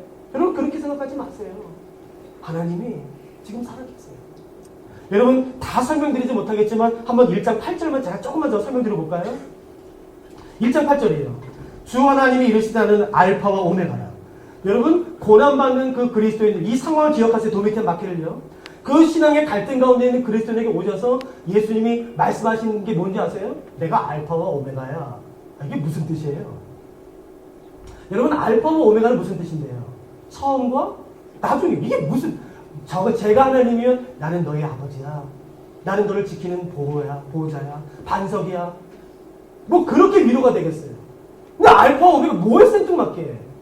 왜 하나님은 그의 백성이 고난과 믿음의 갈등 가운데 있는 걸 아시고도 불구하고 이렇게 말씀하실까요? 알파와 오메가. 여러분 고난이 왜 힘든지 아세요? 끝을 모르기 때문에 힘든 거예요. 여러분 내가 지금 너무 힘들어요. 너무 힘들어요. 이 질병 때문에, 관계 때문에, 여러분 재정 때문에 너무 힘들어요. 근데 이 고난이 여러분 내일 끝나요. 확실히 내일 끝나요. 그러면 완벽하게 끝나요. 알아요. 그러면 오늘 아무리 힘들어도 견딜 수 있어요? 없어요? 있어요. 내가 지금 너무 힘든데, 내 지금 자녀가 너무 아픈데, 내가 지금 너무 고통스러운데 이게 앞으로 14일 뒤에 끝나요. 확실히 끝나요. 이걸 내가 알아요. 그게 견딜 수도 있어요? 없어요? 있어요. 근데 왜 고난이 힘든가요? 끝을 모르기 때문인 거죠. 내일 끝나는데 그래서 오늘 자살하는 거죠. 여러분 하나님은요 어설프게 위로하지 않으세요. 말씀하세요. 네 시작과 끝이 다 나는 것이다. 그건 거꾸로 한번 생각해 보세요. 내가 지금 극심한 고난 가운데 로마의 군인의 칼 가운데 내가 지금 생명의 위협 가운데 두려움 가운데 있는데 지금 나의 이 고난과 두려움을 끝내줄 힘과 권한과 파워는 누구한테 있는 것처럼 보여질까요? 누구한테 잘 보이면 내가 지금 이 고난을 끝낼 수 있을까요? 로마 군인이죠. 여러분 그러지 말라고 말하는 거죠. 여러분 우리가 그리스도인으로서 우리가 예수 그리스도께서 알파와 오메가 되심을 우리가 세상에 선포할 필요가 있지요. 아무할 그런 말이 아닌 것이에요. 여러분 우리의 상사를 두려울 필요가 없지요. 왜냐면 내 알파와 오메가는 사람이 아니라 하나님에게 있으니까요. 그 눈으로 겉으로 보일 때만 그렇게 잘 보일 필요가 우리가 없는 거죠. 왜요? 내 시작과 내 마지막은 오직 예수 그리스도에 있으니까요. 정말 우리가 그렇게 믿음으로 산다면 세상에 누가 우리를 함부로 대하겠습니까? 제일 무서운 사람이에요. 무엇으로도 컨트롤할 수 없는 그 사람. 정말 하나님을 두려워하는 사람. 여러분 하나님이 말씀하세요. 내 백성아, 네 고난을 끝내줄 고난은 도미에 있는 게 아니다. 로마 군인에게 잘 보인다고 이 고난이 끝나지 않는다. 너의 알파와 오메가는 나에게 있다 라고 말씀하는 것이에요. 그래서 말씀하세요. 내가 지금 살아있다. 하나님은 이렇게 표현하는 게 맞죠. 전에도 계시고 이제도 계시고 장차 오실. 근데 그걸 바꿨어요. 지금 살아있다. 한 번만 더 보시겠어요? 1장 8절 제일 마지막. 주 하나님이 이르시되 나는 알파와 오메가라. 이제도 있고 전에도 있었고 장차 올 자. 그 다음 단어예요. 전능한 자라는 것이에요. 여러분 이 단어는 굉장히 흥미롭습니다. 전능한 자라는 단어는 헬라어로 판토크라토르라는 단어가 쓰였어요. 근데 흥미로운 것은 이 판토크라토르, 하나님을 향해서 전능한 자, 올마이티, 이 단어는 신약성경 27권에 딱 10번 쓰입니다. 그러니까 많이 안 쓰였네요. 마태복음부터 요한계시록 그 27권 가운데 하나님을 전능한 자로 묘사하는 것은 딱 10번 나와요. 한 번은 고린도서 6장 18절에 나옵니다. 딱 한 번은요. 그리고 나머지 9번은 한 성경에 다 나와요. 그러니까 즉 27권 가운데 성경 25권 성경은 하나님을 전능한 자로 묘사하지 않아요. 딱 10번 언급되는데 한 번은 고린도후서, 나머지 9번은 한 성경에 다 몰아서 나옵니다. 그 성경이 어딜까요? 요한계시록이에요. 그러니까 요한계시록에서 강조하고 싶은 하나님은 어떤 분이실까요? 전능한 분. 죄송해요. 전 여기까지 밖에 못하겠어요. 전능한 게 무슨 뜻이에요? 여러분이 한번 생각해보세요. 대답해보세요. 여러분 전능의 뜻이 뭔가요? 전능. 여러분 우리가 혼동하는 게 뭔지 아세요? 하나님을 유능한 줄 알아요. 여러분 하나님은 유능하지 않아요. 여러분 그분은 전능해요. 유능은요, 능력이 많은 거예요. 하나님은 능력이 많지 않아요. 그분은 전능하신 거예요. 여러분, 가능성이 보여요? 거기서 응만할 수 있고, 그건 유능한 거죠. 전능은요, 완벽히 끝난 거예요. 완벽히 어두움인 것이에요. 완벽히 절망 것이에요. 100% 절망. 빛도 없고 완벽한 어두움. 거기서 빛을 가져오는 게 전능이에요. 완벽한 절망에서 소망을 가져오는 게 전능이에요. 성경은 말합니다. 요한계시는 특별히 강조해요. 우리 하나님이 전능하시다는 것이에요. 죄송해요. 근데 우리가 안 믿어요. 에이, 아무리 하나님에도 이 사람은 못 변화시켜요. 아무리 하나님에도 이 상황은 못 변화시킨다. 얘는 못 변화시킨다. 여러분, 그게 불신이에요. 누가 좀 오늘 내 주 예수 그리스도께 이 믿음을 좀 드리시겠습니까? 내 하나님이 살아계시다. 그리고 그분이 알파 오메가 되신다. 내가 절대로 다른 사람 앞에 내 잘 보려고 하지 않을 거야. 내 하나님에게 잘 보일 거다. 왜냐하면 그분에게 내 모든 게 다 있으니까. 그리고 내 하나님은 전능하시다. 여러분, 유능하지 않아요. 아까도 말씀드렸지만 여러분 유능하시잖아요. 정말 유능하시잖아요. 근데 아세요? 유능과 전능은 하늘과 땅 차이예요. 그걸 우리가 안다. 여러분, 우리 하나님이요, 전능하세요. 완벽한 절망. 정말 완벽히 끝났어요. 거기서 새로운 걸 하실 수 있는 분이 우리 하나님이세요. 여러분, 1장 4절부터 8절에서 사실 이걸 좀 설명드리면 너무 좋겠어요. 가슴 벅찰 정도로 하나님이 영광스러워요. 얼마나 놀라우신 분인지 몰라요. 그런데 우리의 관심은 문제예요. 내 목을 조이는 문제만 있어요. 그러면 하나님이 안 보여요. 그래서 예수 그리스도께서 오셔서 그의 백성과 교회에서 이제 드디어 말씀하시죠. 그게 오늘 저희가 읽은 4장 1절입니다. 한번 보시죠.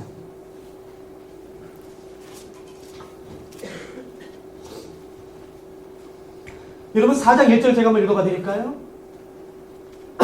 이 일 후에 내가 보니 하늘에 열린 문이 있는데 내가 들은 바 처음에 내게 말하던 나팔 소리 같은 그 음성이 이르되 이리로 올라오라. 이후에 마땅히 일어날 일들을 내가 내게 보이리라.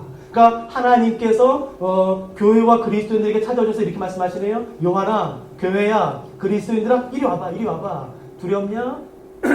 이제 도미티안이 내 살아생전에 내 로마 제국에서 그리스도가 교회실을 다 말려버리겠다고 하니까 이제 교회 다 끝난 것 같지? 그리스도인들 다 끝난 것 같지? 하나님 나라 다 끝난 것 같지? 오케이, 일로 와봐. 내가 마땅히 일어날 일 보여줄게. 근데 이게 좀 약간 번역이 아쉽긴 해요. 왜냐하면 마땅히로 번역된 헬라어는 데이라는 단어예요.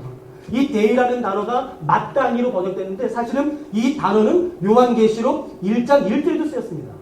근데 정말 아쉬운 거는 같은 단어가 같은 성경에서 두 단어로 번역이 됐어요. 1장 1절에서는 반드시로 번역이 됐습니다. 그런데 4장 1절에서는 마땅히로 번역이 됐어요. 여러분, 이것은 요한계시록, 요한복음 4장에도 쓰였는데 이렇게 번역이 됐죠. 예수님께서 사마리아로 통과하여야만 하겠는지라 라는 강한 의지, 즉 머스트로 번역이 된 단어가 데이라는 단어.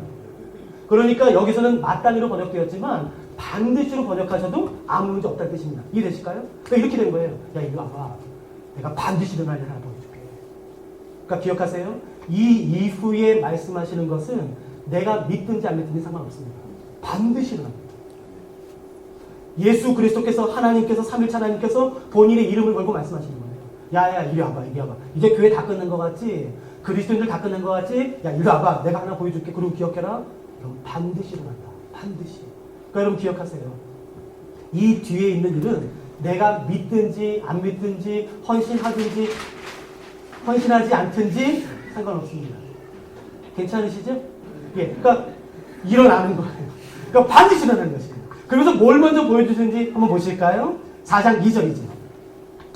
내가 곧 성령에 감동되었더니 보라, 하늘에 보좌를 베풀었고 그 보좌 위에 앉으신 이가 있는데, 그러니까 하나님께서 오셔서 그 고난 가운데 갈등 가운데 있는 교회와 그리스도인과 사도 요한에게 제일 먼저 보여주는 게 뭐냐면요, 하나님 자신이에요. 어떤 하나님인가요? 온 하늘을 보좌 삼아 앉아 계시는 그 하나님의 광대하심이에요. 여러분, 이거 천장 없다고 한번 생각해 보세요. 아우, 오늘 그 차 몰고 올라오는데 들판이 어마어마하던데요. 여러분 생각해 보세요. 이 천장이 없어요. 하늘이에요. 이 끝에서 저 끝까지예요. 근데 하나님이 그 고난 가운데, 믿음의 갈등 가운데, 두려움 가운데 있는 그리스도인에게 오셔서 제일 먼저 보여주신 것이 뭐냐면요, 온 하늘을 보좌 삼아 앉아 계신 하나님 자신이에요. 어떤 가상도 아니라 하나님 자신이에요. 근데 어떤 하나님이냐면요, 온 땅을 보좌 삼아 앉아 계세요. 그래서 교회도 물어봤겠죠. 나 보이냐? 예, 보여요. 하나님. 오, 하나님 보여요. 야, 그거 내 엉덩이 반밖에 안 돼. 얼마나 광대하신지. 여러분, 농담이 아니에요. 여러분, 왜 하나님이 하나님 자신을 제일 먼저 보여드렸을까요? 여러분, 고난 가운데 있으면 하나님 안 보여요. 문제밖에 안 보이잖아요. 우리가 알잖아요. 그 문제가 하나님보다 크잖아요. 여러분, 지금 로마 군인의 칼이 하나님의 말씀보다 더 강력하잖아요. 그 도미티엘의 10% 그 법령이 하나님의 그 창조의 그 섭리보다 더 강력하잖아요. 여러분, 하나님이 그의 백성에게 오셔서 제일 먼저 하신 게 뭐냐면요, 하나님 자신을 보여주세요. 그러니까 기억하세요. 영적 침체에서 나오는 첫 번째 단계는 뭔지 아세요? 어떤 프로그램을 하는 게 아니에요. 눈을 들어 하나님을 보세요. 여러분, 눈을 들셔서 문제에서 하나님을 보세요. 그러면 그 문제가 얼마나 하찮은 것인지 한 번에 보여요. 뒤에 나와요. 한 발로는 땅을, 한 발로는 바다를 밟고 계신 그 하나님을 보여주세요.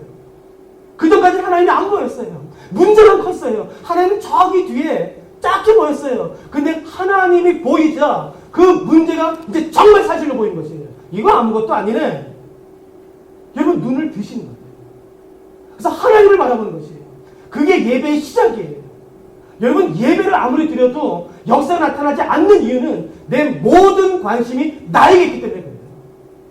항상 나에게. 여러분, 그러지 않아요. 눈을 뜨세요. 그래서 하나님을 바라보세요. 그분이 전능하세요. 그분이 지금 살아계세요. 알파와 오메가가 되세요. 여러분, 그냥 제가 성경 한 문제 읽어드릴 테니까 한번 들어보실래요? 이거 꼽아놓고 다녀요. 그냥 들어보세요. 이 말씀 너무 좋아요. 누가 손바닥으로 바닷물을 헤아렸으며 뼘으로 하늘을 쟀으며 땅의 티끌을 되담아 보았으며 접시 저울로 산들을 막대 저울로 언덕들을 달아보았으며 누가 여호와의 영을 지도하였으며 그의 모사가 되어 그를 가르쳤으며 그가 누구와 더불어 의논하셨으며 누가 그를 교훈하였으며 그에게 정의 길로 가르쳤으며 지식을 가르쳤으며 통나의 도를 보여주었느냐. 보라, 그에게는 열방이 통해 한 방울 물과 같고 저울의 작은 티끌 같으며 섬들은 떠오르는 먼지 같으리니. 근데 잘 보세요. 성경에서는 하나님이 어떤 분이시냐면요, 모든 민족과 열방은 그냥 통에 물 한 방울 같다고 말씀하는 것이에요. 여러분, 섬들은 떠오르는 먼지 같은 것이에요. 하나님에게 모든 민족과 열방은 아무것도 아니라고 말하는 것이에요. 그 눈을 들어 하나님을 바라볼 때에 비로소 그게 보이는 것이에요. 그런즉 너희가 하나님을 누구와 같다 하겠으며 무슨 형상을 그에게 비기겠느냐. 거룩하신 이가 이르시되 그런즉 너희가 나를 누구에게 비교하여 나를 그와 동등하게 하겠느냐 하시니라. 너희는 눈을 높이 들어 누가 이 모든 것을 창조하였나 보라. 주께서는 수요대로 만상을 이끌어내시고 그들의 모든 이름을 부르시나니 그의 권세가 크고 그의 능력이 강함으로 하나도 빠짐이 없느니라. 너는 알지 못하였느냐 듣지 못하였느냐. 영원하신 하나님 여호와 땅끝까지 창조하신 이는 피곤하지 않으시며 곤비하지 않으시며 명철이 한이 없으시며 피곤한 자에게는 능력을 주시며 무능한 자에게는 힘을 더하시나니 소년이라도 피곤하며 곤비하며 장정이라도 넘어지며 쓰러지되. 여러분 잘 들어보세요. 오직 여호와를 앙망하는 자는 새 힘을 얻으리니 독수리가 날개치며 올라가면 같을 것이요 다른 박질하여도 곤비하지 아니하겠고 걸어도 피곤하지 아니하리로다. 여러분, 누가 오늘 이 말씀 앞에 아멘 하실 수 있으시겠어요? 여러분, 제가 부탁드리게 둘 중에 하나 하세요. 오늘 꼭이요. 제가 지금 이사에서 40장 읽었거든요. 이 성경을 찾아서 찢어 버리시든지 아니면 믿든지 둘 중 하나 하세요. 왜 귀찮게 이걸 하나 더 갖고 다니세요? 믿지도 않을 거. 여러분, 하나님이 명확히 말씀하시죠. 너 나 안 바라보면 피곤하다. 근데 내가 너에게 힘을 주겠다는 것이에요. 독수리의 날개처럼 힘을 주시겠다는 것이에요. 피곤치 않게 해주시겠다는 것이에요. 어떻게 하면요? 아마 헌금 많이 하셔야 될 거예요. 건물 하나 지어드려야 되지 않겠어요? 아니잖아요. 그런 유치한 게 아니잖아요. 먼저 여호와를 앙망하는 거죠. 여호와를 앙망하고 기다리고 믿고 신뢰하는 사람에게는 그 독수리 날개처럼 힘을 주시겠다는 것이에요. 여러분 제가 그냥 제 경험 얘기 하나 해드릴게요. 제가 3년 전에 그 브라질 아마존에 강의 갔었거든요. 미리 말씀드릴게요. 저는 이 부분에 전문적인 지식이 전혀 없어요. 그러니까 뭐든 그런지 모르겠어요. 근데 그냥 제가 본 것만 말씀드릴게요. 제가 실제로 경험한 얘기만요. 브라질 아마존 혹시 가보셨어요? 아유, 아마존 제가 밀림 가서 제가 강의했어요. 2세대 대상으로요. 근데 아마존 하면 지금 오해가 있잖아요. 선입견이. 막 아나콘다 확 나오고 막 그게 두려워요, 진짜. 진짜 뱀 하나도 못 봤어요. 근데 두렵다. 그런 게 워낙 동물원 그런 데서 많이 봐서 아고도 막 이만한 데짜리 5m짜리 한 번도 못 봤어요. 근데 두렵잖아요. 근데 실제로 제가 자는데 뭐가 부스럭부스럭 거리더라고요. 밀림 속에서요. 불 딱 켰더니 벌레가 바퀴벌레는 아닌데 바퀴벌레 비슷한 모양이 주먹만한 게요. 벽을 기어가고 있는 거예요. 와, 이게 웬만이니까 정말 주먹만해요. 그래서 신문지로 떼면 안 될 것 같아요. 그래서 제가 잡지를 말았어요. 잡지를 말해가지고 그냥 온 힘을 다해서 팍 쳤어요. 그랬더니 이렇게 저를 쳐다보더라고요. 안 죽어요. 정말 두렵다. 그냥 그게 막 밤새로 돌아 물진 않는데, 두렵다고요. 막 이게, 막 그런 선입견은 있지. 정말 그 강의는 일주일 내내 정말 두렵다고요. 제 기억이 목요일이에요. 목요일에 이제 오전 강의, 오전에 잠깐 맞추고 브레이크 하는 동안에 제가 잠깐 나서서 있는데 너무 아름다워요. 그 아마존이요. 막 햇빛이 들어오는데 정말 너무 아름다워요. 정말 기가 막히게 아름다워요. 또 뭐가 언제 튀어나올지 모르잖아요. 뱀이 확 나올지 모르지만. 그래서 이렇게 막 이렇게 쉬고 이렇게 있는데 정말 빛이 들어오는데 갑자기 정말 거짓말 전혀 없이 순식간에 저를 중심으로 어두워졌어요. 밖은 밝은데 저만 어두워졌어요. 그래서 저도 모르게 움켜서 하늘 봤더니요. 날개가 2, 3m 되는 이만큼 된 독수리가 제 머리에 떴어요. 한 5, 6m 위에. 독수리가요. 와, 제가 어두워졌어요. 그래서 제가 모두 움켜였는데 그게 제 앞에 딱 앉았어요. 한 2, 3m 앞에. 저를 쭉 쳐다보더라고요. 제가 숨겼어요. 너 두 번째 치면 안 돼요. 너 돈이 있냐고. 그거 안 치면 돼. 그래서 이렇게 한 다음에 그제가 나무뒤가 써봤죠. 저는 독수리는 정직하게 그 에버랜드 가서 그 뭐 이렇게 조그만 독수리 요만한 게 있잖아요. 그렇게 못 봤어요. 새끼 독수리. 그러니까 제가 그 야생 독수리를 어디서 봐요? 세상에 그런 경험을 어디서 합니까? 그래서 제가 나무 뒤에 숨어서 봤어요. 미리 말씀드릴게요. 저는 새에 대한 지식이 전혀 없는 사람이에요. 모든 독수리가 그렇게 하는지는 모르겠습니다. 아마 그러지 않을 거예요. 그런데 분명히 독수리 가운데 어떤 독수리는 그렇게 하나 봐요. 왜냐면 제가 직접 봤으니까요. 제가 직접 본 걸 설명드릴게요. 날개가 2, 3m예요. 여러분 그게 앉아서요. 저를 보더니 관심 없었는지 딴짓하더라고요. 그러더니 이제 다시 날아오르려고 하는데 어떻게 날아오는지 아세요? 날개를 못 칩니다. 땅에 걸려요. 정말 커요. 이만해요. 날개를 못 쳐요. 어떻게 하는지 아세요? 날개를 접습니다. 그리고 원을 그리면서 뛰어요. 그래서 뭐를 일으키는지 아세요? 바람을 일으켜요. 어떻게 알아요? 낙엽이 들썩들썩거려요. 계속 점점 바람을 일으켜요.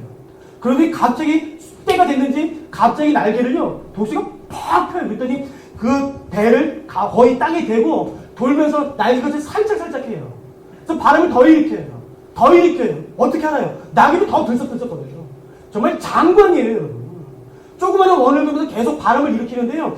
원 크게 안 돌아요. 작게 돌아요. 계속해서 바람을 일으키는데 어떻게 하는지 아세요? 마지막에 때가 됐는지 한 번 날개를 팍 쳐요. 그랬더니 수백 미터 상공을 한 번에 팍 올라갑니다.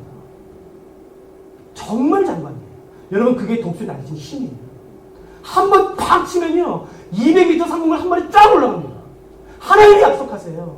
내가 독수리 날개치는 힘을 주겠다는 것이에요. 어떤 사람에게요? 악망하는 사람.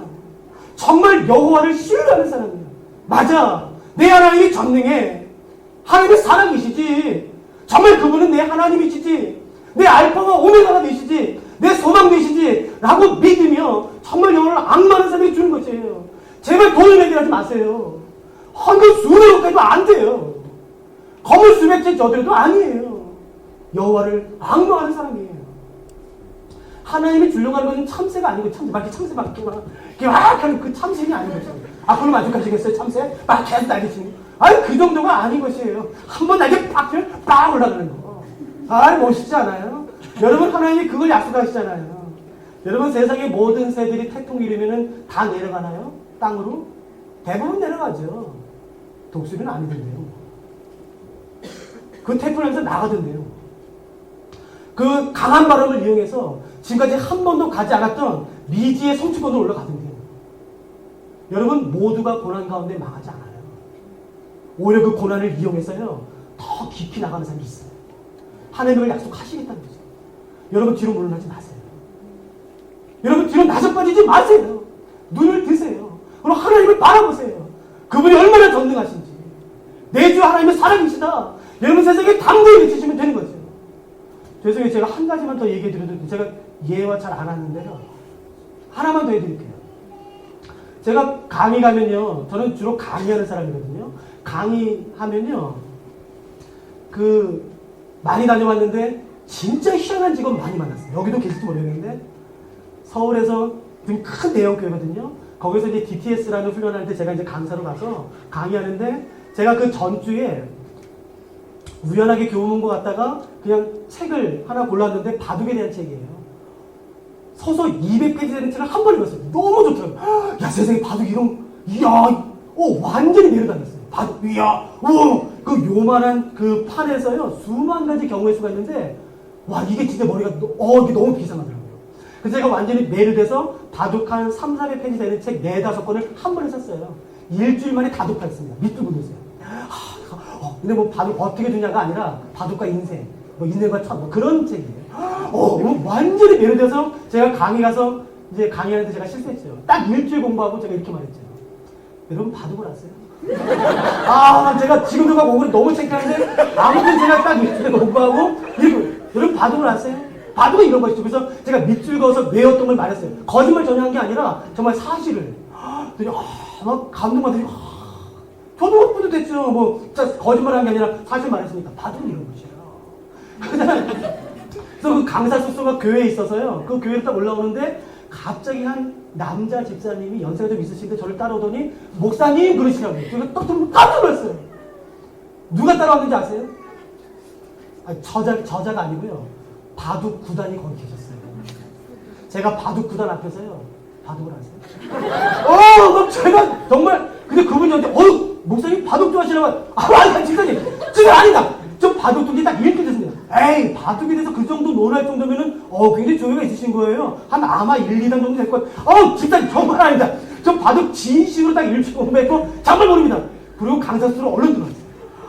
얼마나 놀랐는지 내가 다시는 말하지 말아야지만 그렇게 가슴 쓰는 내용인데 웬걸요. 강사방 녹화가 됐어요. 또 나가봤더니요.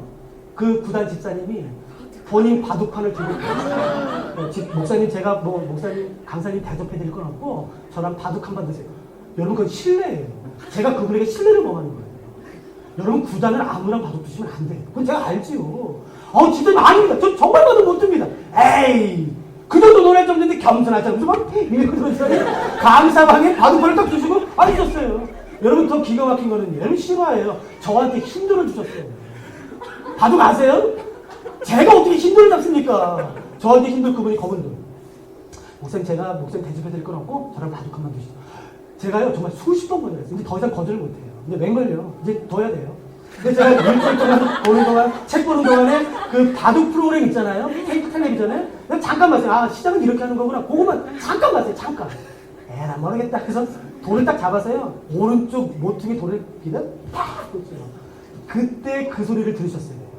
그 청아한 소리. 정말 쥐죽은 듯이 보였는데 그러더니 바둑 구단 집사님이 이 반대편 모퉁이 돌을 탁 제가 또 힘들 잡아서 이쪽 왼쪽 모퉁이 그분이 이쪽 모퉁이에 탁 저 거기까지밖에 몰라요. 뭘 어떻게 계속 그걸 만져만져 하는데 그분이 목사님 얼른 드세요. 예. 목사님 얼른 예. 저걸 나도 들었다고. 지금도 어디다 뒀는지 몰라요. 에라 모르겠다. 내가 여기다 두나 내가 생각해서 두나 아무 데나 두지 손끝 가는 것도 둔다. 그래서 제가 가운데쯤에 너무 크게 하세요. 가운데쯤에 돌을 딱 두는 순간 잘 들어보세요. 제가 돌을 두는 순간 구단지선이 어떻게 되는지 아세요? 이게 왜 수가 안 읽혀지시나 보지? 속으로요. 겉으로 하지 않고 속으로. 읽혀지시나 보지? 정말 구단지사님이요 생각하셨어요. 한참 생각하시더니 멀쩡하게 주셨어요. 내가 무슨 생각했어요? 저 돌을 잡아서 아무 때나 돌을 탁 두는 순간 구단지사님이요 더 심각해졌어요.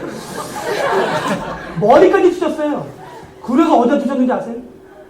제가 둔 곳 바로 옆에다 뒀어요. 내 순간에. 나면 아무 데나 어떻게 생각 안 하면 그거 두자마자 제가 돌을 딱 두는 순간 그 구단 집사님이요 웃음이 터졌어요. 아 얼마나 자존심 상하는 줄 아세요? 그 정말 자존심 상했다고. 그러고 나서는요 그분이 웃으시고 바둑 5분 만에 끝났습니다. 제가 두는 족족 다 잡혀갔어요. 그래서 제가 다 치운 너무 빨리 끝나서 그분은 당황하셨는데 다 치운 다음에 정확히 기억은 안 나는데 7개인가 8개 두고 이제 알까기 했어요. 그냥 알까기 해보셨어요? 내가 해본 사람이에요. 근데 그분 제가 여쭤봤죠. 아이 집사님 근데 왜 웃으셨어요? 라고 질문했더니 이렇게 대답하시더라고요. 깜짝 놀랐어요. 목사님 사실 바둑구단은 아무런 바둑을 잘 두지 않습니다. 알지요. 저는 사실 목사님이 그냥 정말 하도 거절하시길래 완전 초보라 생각했습니다. 그래서 4개 둬서 하나 먹고 4개 둬서 하나 먹고 사실은 제가 성경에 질문이 있어서 성경 좀 여쭤보려고 그냥 바둑 두면서 여쭤보려고 왔습니다. 근데 왜 웃으셨어요? 목사님 사실은 바둑 9단 정도 되면 상대방이 정석대로만 두면 잘 들어보세요. 그분 말 그대로 인용할게요.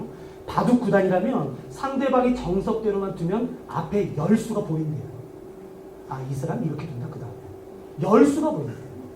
그리고 이 사람이 나를 먹혀서 공격하면요 이거를 해결할 10가지 경우의 수가 머릿속에 순위까지 떠오른대요. 여러분 그래서 바둑 9단을 뭐라고 부르는지 아세요? 신선이라고 불러요.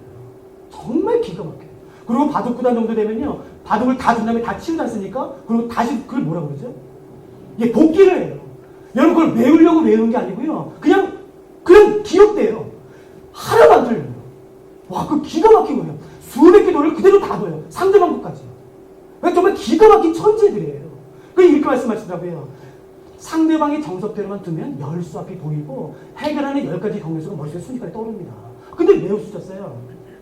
저는 목사님이 정말로 초보자라고 생각해서 여기다 뒀어 여기다 두고 여기다 뒀어 여기다 뒀는데 목사님이 3번째 둔 수가 그게 굉장히 공격적인 수입니다. 그게 단만이 아는 수입니다. 그걸 내가 알았어요. 그래서 그분이 이렇게 생각하셨어요. 잠깐만 이걸 알아? 이야 경솔한 척 했구만. 야 벌써 때리고 공격해 중앙을? 이야 오케이 오늘 재밌겠구만. 오케이 그거 생각해서 오케이 이렇게 되겠지? 그걸 생각해서 멀찍이 두신 거예요. 근데 제가 그 다음에 딱 들은 순간 그분이 이렇게 생각하셨대요. 야 이거 나도 처음 본다. 내가 지금까지 수십만 번 해봤지만 야 이렇게 도 이건 의미가 없는 거예요. 이게 무슨 의미일까? 이건 무슨 의미일까? 목사님이 그냥 두셨을 일 없고 무슨 의미일까? 근데 제가 그때 예배 강의를 갔었고요. 그 바로 전주 강의가 이제 뭐 하나님의 음성 듣는 그런 강의예요. 음성 듣고 하시나? 그래서 무슨 음성을 듣고 해요? 그래서 내가 교만했지. 그래서 머리 때리셨대요. 열수면 다냐? 바둑 9단이면 다냐? 성령이 인도하시는데 따라가야지. 그래서 정말로 제가 둔 거 바로 옆에서 뒀대요. 그래서 제가 그 다음에 두는 순간 그분이 생각하셨대요. 막 두는구나. 막 두는 내가 막히긴 했지. 그래서 막히셨다는 거예요. 정말로요. 그 바둑 9단 집사님이 저한테 목사님 바둑 9단은 상대방이 정석대로만 하면은 열수가 보입니다. 라는 말을 딱 할 때 제가 근데 성경이 한 줄에 떠올랐어요. 저랑 같이 한번 보시겠어요? 여러분 아마 성경에 이 말씀이 있었는지 꿈에도 못 보셨을 거예요. 시편 139편. 한번 잠깐만 펴주시겠어요? 시편 139편. 아마 성경에 이 말씀이 있었는지 꿈에도 못 보셨을 거예요. 시편 139편 17절.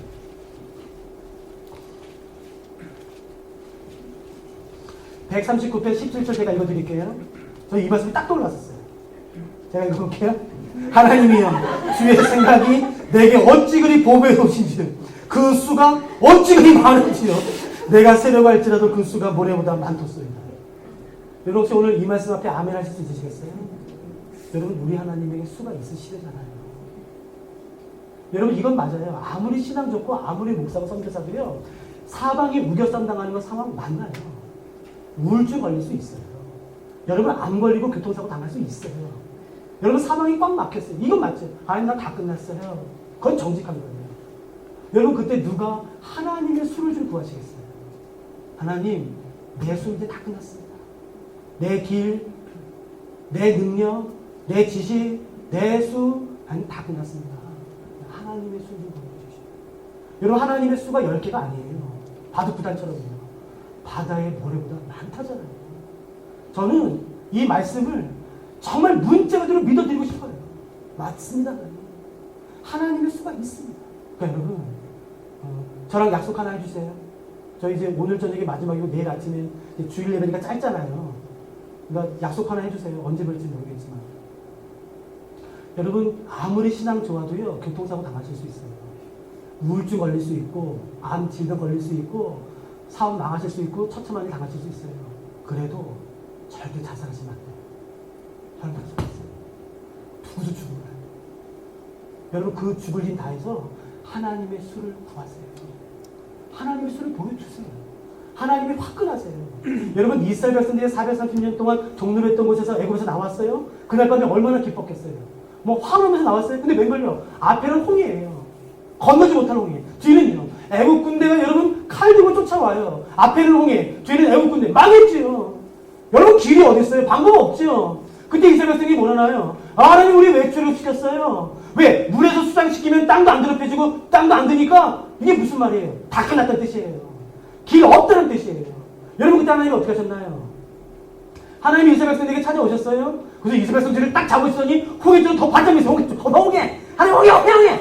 아니 오히려 하나님이요 이스라엘 백성 홍해 쪽으로 바짝 미세요. 더 고난 쪽으로요. 홍해! 하나님 홍해 쪽으로 바짝 미세요. 그러면 어떻게 하셨나요? 넌 왜 여기서 길 없다 그래? 넌 왜 여기서 방법 없다 그러냐? 잘 봐. 그 사람이 어떻게 하셨나요? 물 확 가리셨어요. 그리고 가 누르셨어요. 이게 하나님의 수예요. 그러니까 대답해 보세요. 어느 대학교 나오면 이 수를 생각할 수 있을까요? 여러분 사람이 통장에 돈이 얼마나 많으면 이 수를 생각해낼 수 있을까요? 여러분 사람이 권력이 얼마나 많으면 이 수를 생각해낼 수 있을까요? 없을걸요? 여러분 없어요. 여러분 그 당시 똑똑한 사람들, 돈 많은 사람들, 지금 힘이 있다는 사람들 다 배 만들려고 했을 거예요. 배 만들려고. 하나님 아니에요. 하나님에게는 수가 있어요. 내게는 안 보일 뿐이죠. 여러분 누가 좀 그 수를 오늘 좀 구하시겠어요? 저랑 약속하세요. 절대 죽으시면 안 돼요. 뒤로 물러나지 마세요. 눈을 뜨세요. 그리고 하나님을 보세요. 그리고 하나님을 선포하세요. 그러면 되는 거죠. 여러분 조금만 더 하고 만지실까요? 다시 4장으로 오시면 여러분 하나님께서 1절에 이스라엘 백성들 이렇게 말씀하셨죠? 내가 반드시 일어날 일 보여줄게. 내가 마땅히 일어날 일 보여줄게. 그리고 이제부터 일어나는 것은 기억하세요. 내가 믿든 안 믿든 헌신하든 헌신하지 않든 반드시 일어나는 것이에요. 그게 바로 요한계시록 7장 9절입니다. 보세요. 제가 요한계시록 7장 9절 말씀을 읽어드릴 테니까 여러분 기억하세요. 이 말씀은 내가 믿든지 안 믿든지 반드시 이루어집니다. 내가 헌신하든지 헌신하지 않든지 반드시 이루어집니다. 그건 이것이에요. 이 일 후에 내가 보니 각 나라와 족속과 백성과 방언에서 아무도 능히 셀 수 없는 큰 무리가 나와 흰옷을 입고 손에 종려가지를 들고 보좌 앞과 어린 앞에 서서 큰 소리로 외쳐 이르되 구원하심이 보좌에 앉으신 우리 하나님과 어린 양에게 있도다 라는 환상을 이때 주세요. 그러니까 여러분 교회는 지금 어떤 상황인지 기억하시겠어요? 도미티안 박해요? 그러니까 여러분 교회 반응은 둘 중 하나예요. 하나님 미쳤습니까 지금? 지금 교회 다 지금 죽어가고 있는데 무슨 강나라 족속 얘기하고 난리야. 우리나 좀 빨리 살려줘 우리나. 지금 강나라 족속이 이게 무슨 의미가 있어? 우리가 죽게 생겼는데 아니면 그런 말 하지 말고 우리나 살려주세요 라고 반응하든지요. 아니면요. 아멘. 맞습니다. 하나님의 나라는 절대 쇠하지 않습니다. 절대 쇠하지 않고 망하지 않습니다. 각 나라와 족속과 백성에서 아무로도 능히 셀 수 없는 허다한 무리가 죽게 반드시 나올 것입니다. 라고 반응하든지 여러분 둘 중 하나예요. 여러분 지금 만일에 하나님께서 오늘 제네바니 교회에 이 비전을 주신다면 여러분 어떻게 반응하시겠어요? 아예 하나님 지금 내 가정 문제를 좀 빨리 해결해 주시라니까. 이 문제를 좀 빨리 해결된다면 그거 말씀하시라니까. 근데 그러시겠어요? 아니면요. 아멘. 예 맞습니다. 하나님의 약속의 말씀은 반드시 성취됩니다. 여러분 이 약속의 말씀은 성취됐을까요? 안 됐을까요? 여러분 사도 요한이 환상을 봤던 이 90년 93년경 이 환상 이때 90년 93년대는요 저 동쪽 끝 대한민국에는 문자 그대로 하나님을 아는 사람이 단 한 명도 없었어요. 근데 사도 요한이 환상 건데 봤겠지요. 한복 입고 뭐 가수고 담배째는 안 걸었겠죠. 그동안 이렇게 막 하나님께 뛰어노는 거 봤겠지요.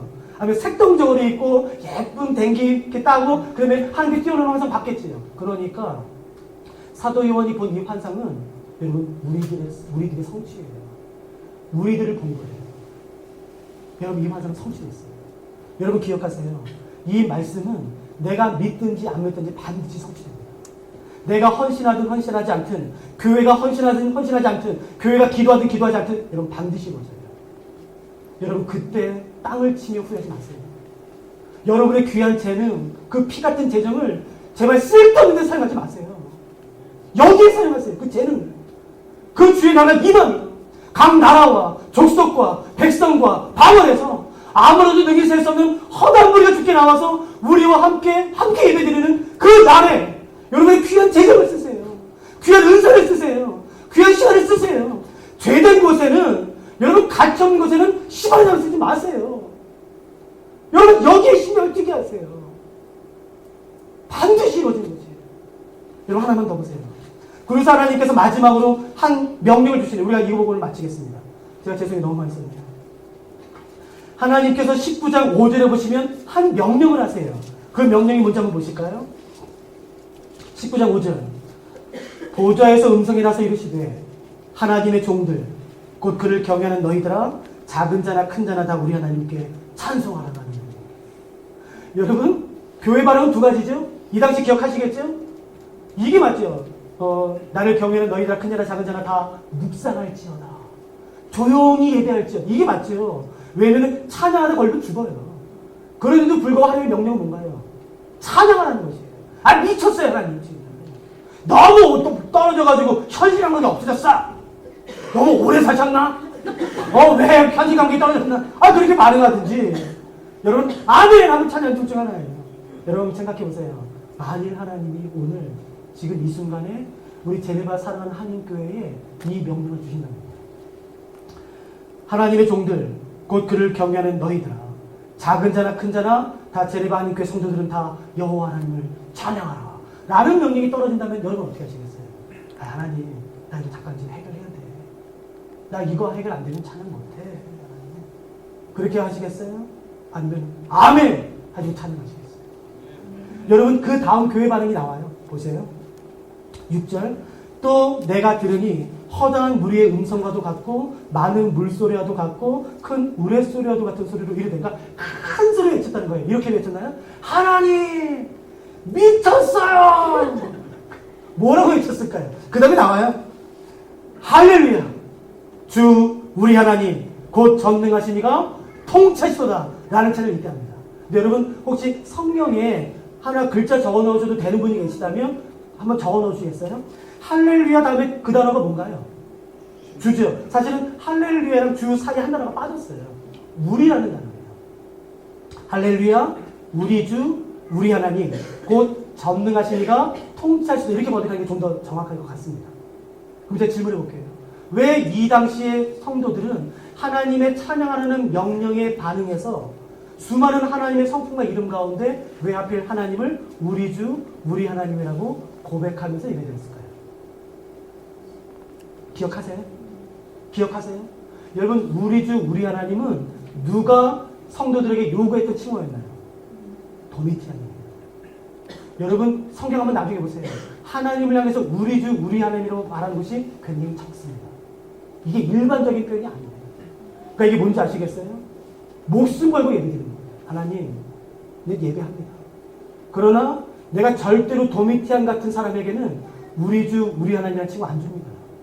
내 입에서 내 삶에서 우리 주 우리 하나님 나의 주 나의 하나님 이란 칭호를 받기에 합당하신 분은 오직 하나님 한 분이십니다 라고 고백하는 거예요. 여러분 감격스럽지 않아요? 어제 이거 정말 좋아요. 수많은 성품 가운데 이름 가운데 일부러 성도들은요 하나님을 향해서 이 이름을 선택해요. 할렐루야 우리 주 우리 하나님 곧 전능하신 이가 통치하십니다. 이게 오늘 우리의 찬양되고 예배되면 얼마나 좋겠습니까? 여러분 기억하세요. 이게 교회예요. 정말 예수 그리스도만 높이고 정말 그분의 이름을 자랑하고 그분의 살아계신과 그분의 통치를 증거하는 것. 그것이 교회 역할이죠. 같이 찬양 하나 하실까요? 혹시 그 비전이라는 찬양 아세요? 여러분 그 비전이라는 찬양 아세요? 우리 예수단에서 만든 찬양인데요. 사실은 너무너무 아름다운 찬양이에요. 그 본문 요한계시록 7장 9절과 10절에 있는 말씀을 그대로 옮긴 찬양입니다. 다 아실 거라 생각해요. 우리가 이 찬양을 지금 오늘 하나님 위해서 불러드리죠.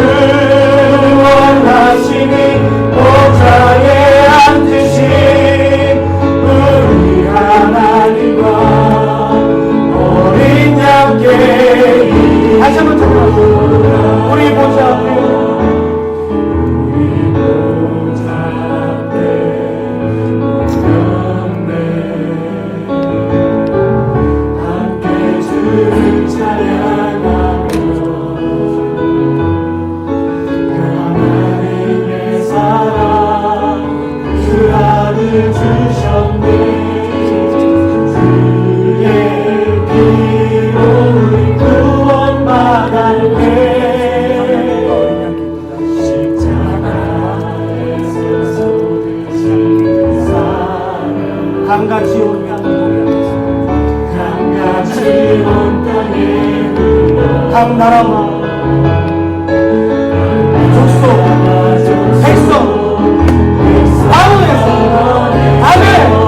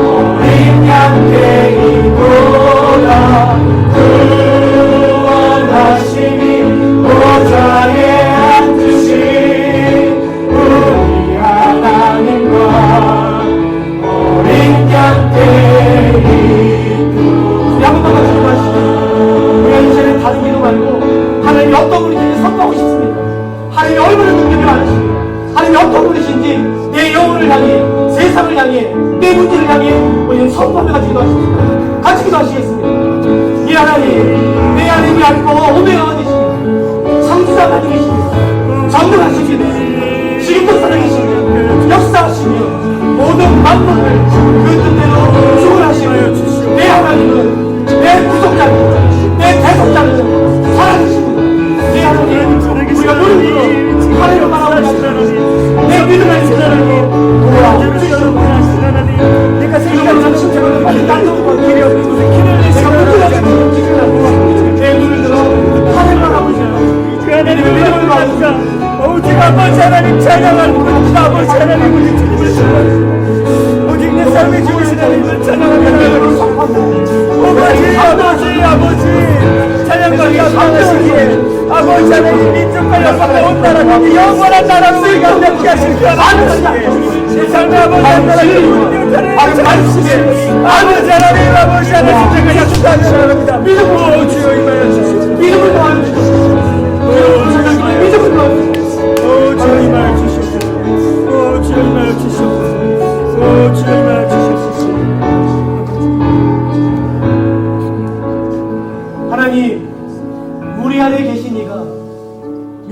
4장 4절의 말씀처럼 세상에 있는 것보다 훨씬 더 광대하시며 능력이 많으시며 크신 분이심을 우리가 믿음으로 선포합니다. 하나님, 우리가 세상을 두려워하지 않도록 믿음을 허락해 주시옵소서. 믿음의 눈을 허락해 주시옵소서. 예수를 그리스도로 믿는 그 믿음의 놀라운 능력이 각 사람의 삶 가운데 있을 수 있도록 도와 주시옵소서. 우리는 뒤로 물러나 침묵한데 빠질 자가 아니라 영혼을 구원할 능력이 있는 사람임을 날마다 선포하게 하시고 그 능력 가운데 설 수 있도록 도와 주시옵소서. 하나님, 주님이 어떤 분이신지, 하나님이 어떤 분이신지 늘 계시해 주시옵소서. 하나님, 쓸데없는 축복에 아멘 아멘 하지 말게 하시고 정말 진리의 말씀에, 살아계신 하나님의 말씀에 아멘 아멘 반응할 수 있도록 도와주시옵소서. 하나님, 우리 가운데 정말 믿음이 필요하신 분이 계십니다. 하나님, 누가 그 고된 시험을 능히 감당해낼 수 있는 사람이 있겠습니까? 주님께서 사람의 성정을 아시지 않습니까? 하나님, 간구하고 싶은 것은 하나님께서 허락하신다면 그 시험의 때, 고난의 때를 감해 주시옵소서. 그리고 믿음을 주셔서 이 어려움, 재정과 관계와 건강과 풀리질 것 같지 않은 이 상황 가운데 믿음으로 눈을 들어 하나님을 바라보며 일어설 수 있도록 도와주시옵소서. 하나님, 제사장 아론이 민수기 6장에서 그에 대해서 이스라엘을 축복하셨던 것들을 제가 축복하고 싶습니다. 하나님은 이 귀한 하나님의 성도들을 축복하며 지키길 원하시며 그의 얼굴빛을 드사 하나님 이분들을 지켜주시고 비춰주시옵소서. 갈등의 상황과 결정의 상황 가운데 여호와 하나님은 얼굴을 숨기지 마시고 주의 뜻과 말씀을 숨기지 마시고 세밀하게 말씀해 주셔서 귀한 하나님의 성도들이 좌로나 우로나 치우치지 않고 늘 한결같게 하나님의 말씀을 따라 살 수 있도록 도와주시옵소서. 이제는 우리 주 예수 그리스도의 은혜와 하나님의 측량하실 수 없는 사랑하심과 성령의 내주교통 역사하심이 눈을 들어 주를 바라보며 믿음으로 살기를 소원하는 모든 성도님들의 삶과 가정과 일터와 일평생 위에 이제부터 함께 계시기를 간절히 축원하옵나이다. 아멘.